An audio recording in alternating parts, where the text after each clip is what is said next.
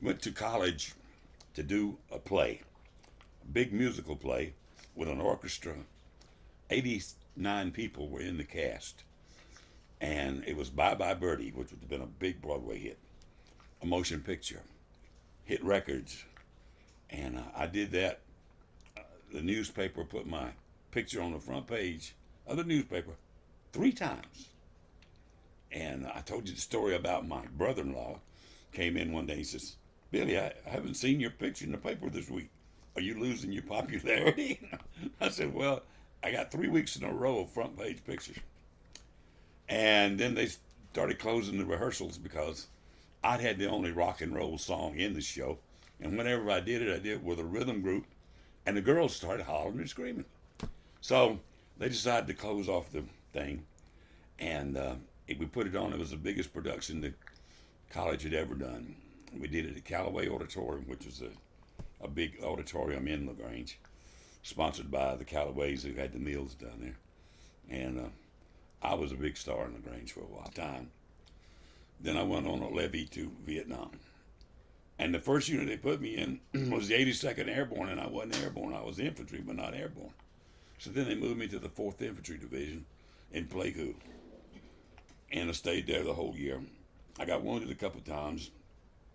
And then people said, well, did you get shot? And no, I got bombed by our own people. The only wounds I ever received in Vietnam was from friendly fire. And you hear stories about that from time to time. But what happens is you're in the jungle. You got 19-year-old guys in the jungle who've learned to read a map a few weeks before, about 2 weeks of training on it. Don't know how accurate the maps are. Don't know if it's the same thing the artillery's got. So when somebody would get a round of fire would come by us, they on the phone, they call in the artillery. And when it does, they just blow up everything. And the time I got hurt the most was I was on the side of a mountain and a shell came in short. It just blew me off of it and knocked me out. And I woke up, I was down in 30 feet of grass and down a ravine. And my wind was knocked out. I couldn't say, I couldn't even speak. I thought they were going to leave me because I couldn't move. I finally got awake enough to go around and somebody saw me. So there's Cox over there, go get him. So I got taken to hospital, the 67th Evac hospital. And then they sent me to Cameron Bay. And the second day I was there, they came in and said, you run a high temperature. Third day, I was diagnosed with malaria. So I was wounded and had malaria. I stayed in the hospital for 6 weeks. Who didn't I work with? I just had a song recorded 10 years ago by a guy who had 8 #1 records back in the 60s. His name was Ronnie Dove. He did it. His biggest song was Right or Wrong, I'll Be With You. And he had some others. But he took a comedy song I'd written called The Ballad of Lucille Stubbs, about a guy finding a woman's phone number on a bathroom wall. And it goes from there. And he had always done these little beautiful, pretty songs. But he loved that song and he recorded it. And in Canada, it got played on the radio. It didn't get played much here in the country, in the States. But that one did all right. And then I worked with Dolly Parton. She and I wrote a couple of songs together. And I did a song of hers called Ivy Stone. It's a song she wrote about a girl who was so pretty, but it went to her head. And she got to drinking and powdering around with men, and eventually she just lost her beauty and her allure. And this guy who loved her the whole song said he was at her gravesite, and he said, I'm here where the ivy grows over the stone. And that was the part I did in the song. It was like a Porto Wagner recitation. But it was a lot of fun, and she's a real nice people. Okay. I met Billy the night after I graduated from high school in 1972. And me and my girlfriend was going to go out somewhere like around Six Flags, and we got lost, ended up at Underground Atlanta. and someone said that there was a guy that did an Elvis Presley show. I loved Elvis. I followed Elvis and went to all of his concerts. So, of course, the next night we took off to see this Elvis Presley guy, which happened to be Billy. And from there on, I started dating him. I had an Elvis Presley fan club of over 400 people, and he used to sing for all of my fan club members. And I just started going out seeing him, and we just started just being friends for like 20, 30 years. He was my best friend. And then I married, and in between marriage, my husband was his friend also, and he introduced him to me, as a matter of fact, because I met him the night after when I graduated, and they had already been friends, and we started going out seeing him. And then after I divorced, Billy Dee did fundraisers for people, and my niece was in a coma, and I was trying to get him to do a fundraise for Star. And I called him up, and he asked me how Ronnie was, and I said we were divorced, and he said me and Diane's divorced. And it had been over a year, and we started dating, and we dated a year and ended up marrying after knowing each other over 30 years. So I've known him over 50 years now, and I've been married 24 years to him all of my life. So I met him when I was 16, almost 17. Baby. So. Well, I worked in a nightclub for years, and started drinking a little bit. Then I started drinking a lot and doing drugs. Drugs was not my biggest thing, but the alcohol sure was. And I got to where I missed a couple of shows. I was supposed to go work at it, didn't I? And I lost my job. And by this time, my career was going worse. And Debbie and I had been seeing each other some. I always tell this story that the first man she married, his last name was Cox. And my last name is Cox. We were not related. So I always said I was so lazy that not only did I marry a woman with 2 children, but her name was already Cox. You know, it was like no work, no problem at all, no strife. But finally, I started going to a little church chapel out in Winder, and it was a woman preacher. It was a Methodist church, but she was a real fire and brimstone type woman. And she invited me to sing one Sunday, and I sang. And she says, if you don't come every Sunday, at least sing every other time, I don't even want to talk to you anymore. I said, okay. So I'd sing, and I had a daughter that was about 13 then, and she started singing.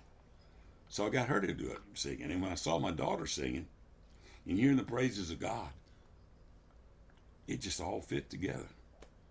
And we started going to church together. My wife really encouraged me to go to church. Encourages me now. But it's hard to say to the finger that did it, but God has a way of getting to you when you're not looking and when you're not thinking it's going to happen right now. Or you're saying, God, please show me the way. And you wait and nothing happens. But 2 days later or a month later, bam, and something just knocks you down. So she said, you know, you're a veteran and you're having a lot of physical problems. Why don't you go to the VA hospital? So I did. And she started doing paperwork and stuff for me to get my disability approved. And then that gave us an income. Plus it took all my medical problems. And she's about the best thing that ever happened to me. Everything I've ever done, whether it was a commercial or a song or meeting Dolly Parton or something like that, it's second fiddle to her. And these boys that we're raising right now, we got a 13-year-old and a 15-year-old. And I'll be 74 next week. So well, I ain't gonna tell you how old she is. I want to sleep here tonight. So, but she cooks great. She cleans well, and she's putting together this move we're in the middle of now. I mean, I'll hire the stuff done, but she's the one that does all the hard work. Well, Billy was in the nightclubs, and a lot of it I knew he was drinking back then, but a lot of it I didn't see, and I see the toll that it took from him and his first wife's marriage, you know, and I too was at fault with my husband and I. We were both running around and getting kind of crazy at the end, and I was drinking when I went out to see Billy, and he would buy me drinks, and him, you know, I didn't know really back then that he was doing drugs and all that, but as we got closer and closer, I was seeing things he was doing that he wanted me to do with him, and growing up with my religion, I just didn't want to do these things, but then because I loved him and thought that he would leave me, I did it with him. And all it did was destroy both of us, long story short.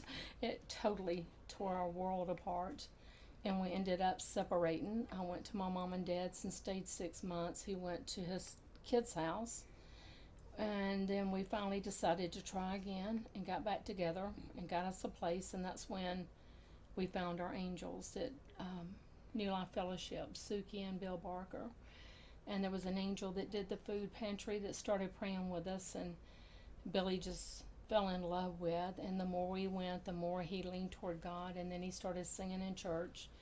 And it was kind of funny because later on we went to a restaurant at the Waffle House, and a motorcycle gang came in, and somebody sat down and popped in one of Billy's songs from the jukebox. And they said, "That's so Billy Dee." And somebody said, "What happened to Billy Dee?" And he said, "I heard he OD'd on drugs." And Pastor Suki and Bill Barker's wife Suki jumps up and she says, "I have you know, Billy Dee's not OD'd, he's alive, and he's sitting right here in this booth, and he's singing for God." And we all just fell over laughing. So from there on, you know, our life got better and better and better, and the wounds healed. But, you know, we all learn from our mistakes in our past, and I'm a sinner, but I'm forgiven, and I live for Jesus today. Ever been to the Waffle House? Well, I have. And I used to do a lot of jingle work at local studios here in Atlanta. And one day I'm over there, and a guy named Joe Rogers comes over to me and says, "I'm doing some songs with my wife, and I want to put them on the jukebox at Waffle Houses." And I'm going, "Great, I don't know how you're going to get on a jukebox at the Waffle House."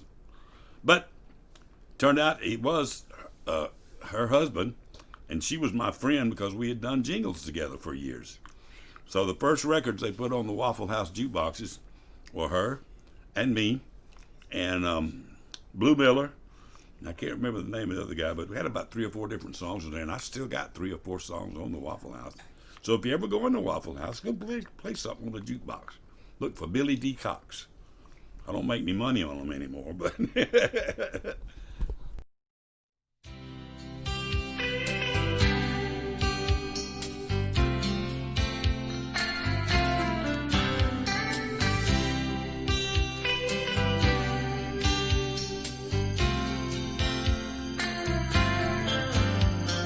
Driving this road can get lonely, just the sound of my wheels in the night. But I know just ahead someone's waiting, so I look for that big yellow sign with coffee that's fresh like the morning. She'll smile when I walk through the door. All it took was just one time to meet her. Now I'm not a stranger no more. Special lady waiting on me at the Waffle House. She's amazing, calling all those orders out. She'll say hello and welcome me in. She'll serve a cup just like we were old friends. Special lady waiting on me at the Waffle House.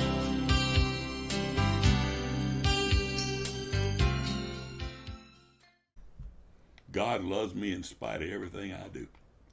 I don't care what I can do wrong. I may not see it at the moment, but a little bit later I'll catch up with it, and I'll ask God to forgive me. And He has yet to fail me of forgiving me. And that's what Christian religion is about, forgiveness and faith. If you don't have faith, you don't have any. You ain't got it. You don't have Christianity. And in all these other religions, like that are so close to it, like Jewish and Muslim, it's the same God, but just a different way, and they don't recognize Jesus Christ. But Christ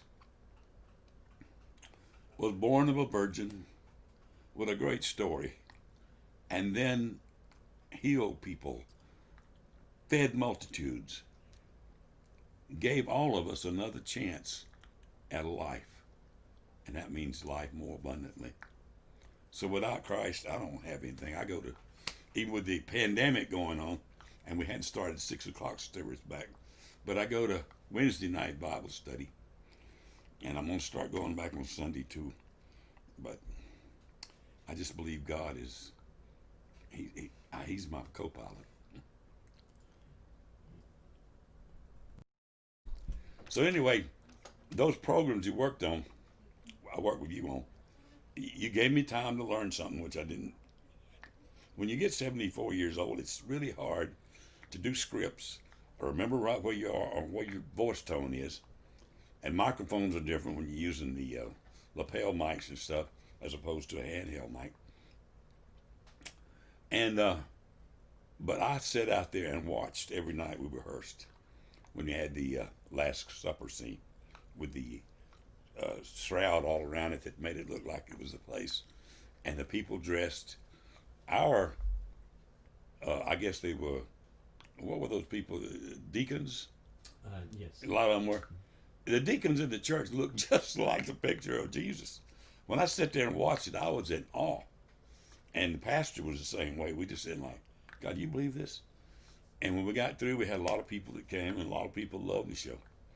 And I loved it too. And I got my family to come and my friends, what few I have. But it was just the biggest thing I had done in the church. The best thing I've ever done in the church. Differently in my life, I just wish I'd done it earlier. I wish I'd have changed my attitude and my things at a time, but I guess God has his own time of working with us, because I might not have listened to it or took the advice of it, or things wouldn't have fallen in place like that. Because only God can make a dream come true. And we can wish for it. We can say, Lord, I need help, and I need this, and that. But all of a sudden, it just comes to you. And you know you're on the right path right then. And I've looked out and saw people just like you, just like these people and that people. They know when God touches them. And they can tell when God touches you too. If others see this story, if you know me or know a little bit about me, you know what I've been through in my life. And whatever you're going through, you can make it. I don't care if you just don't give up. Count on God. That frog, fully rely on God, is so true. But we have to rely on God. And when we rely on him, then we don't have that much pressure on ourselves. We just say, fully rely on God. Take care of me, God. I'm here. You love me. Let's do it.